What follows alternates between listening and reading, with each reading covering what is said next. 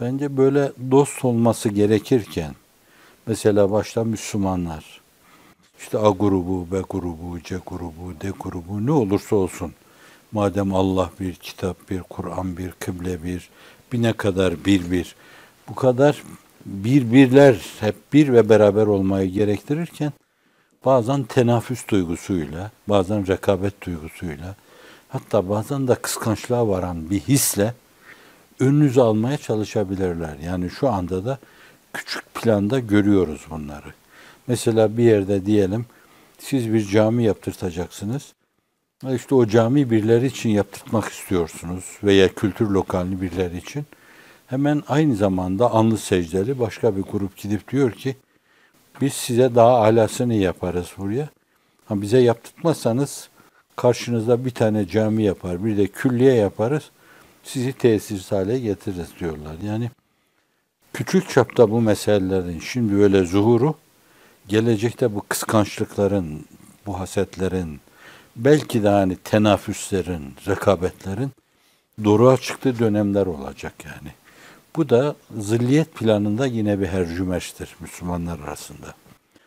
Hani diğerlerinin ortaya koyduğu hercümerç, bu hercümerç karşısında sizin tavrınız, mücadeleniz, onu savmaya çalışmanız. O uğurda ölürseniz şehit olursunuz. Onları savarsanız, bertaraf ederseniz insanlık adına bir kazanç olur o.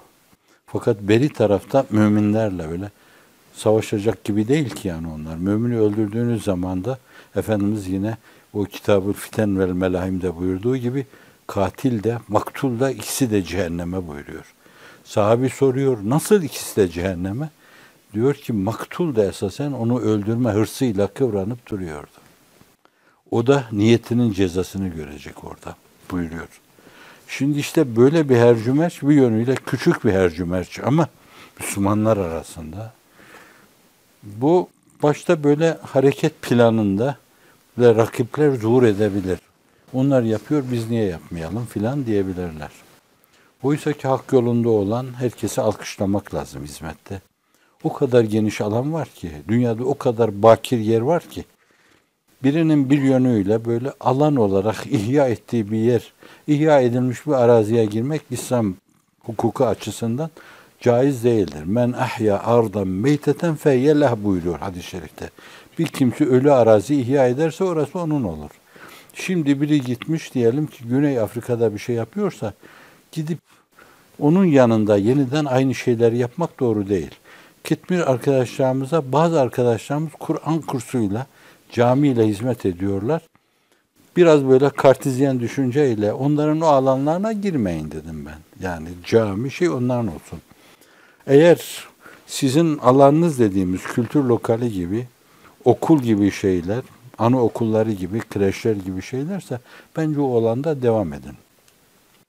Şimdi bu mevzuda bir yönüyle böyle alan ihlaline kalkınmazsa zannediyorum mesele huzurlu götürülebilir.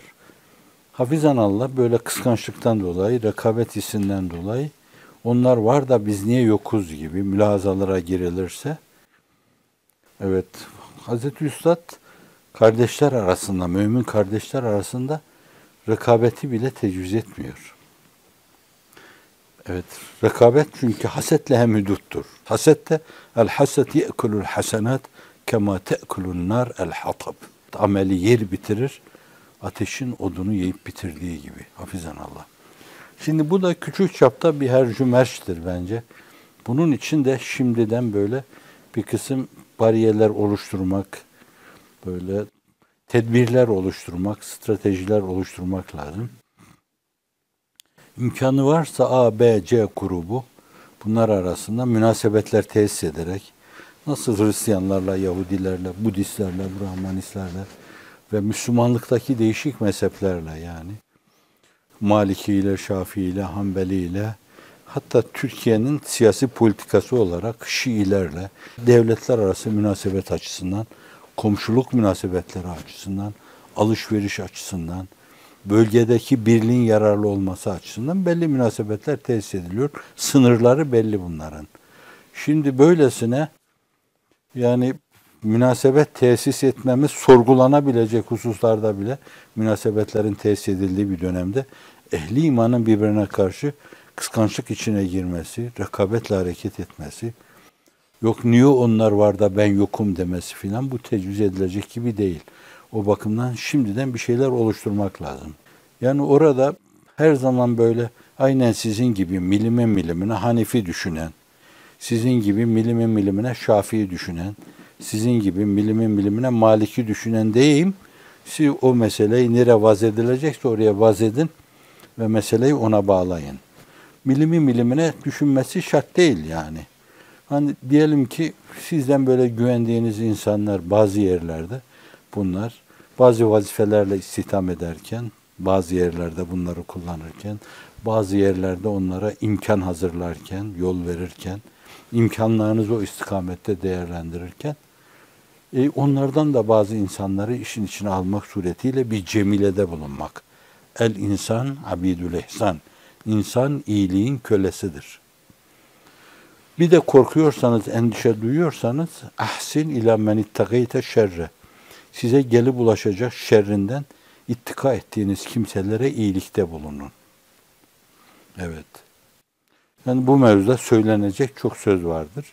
Yani şimdiden kalpleri yumuşatmak lazım. Bu insanlara civanmertçe davranmak lazım.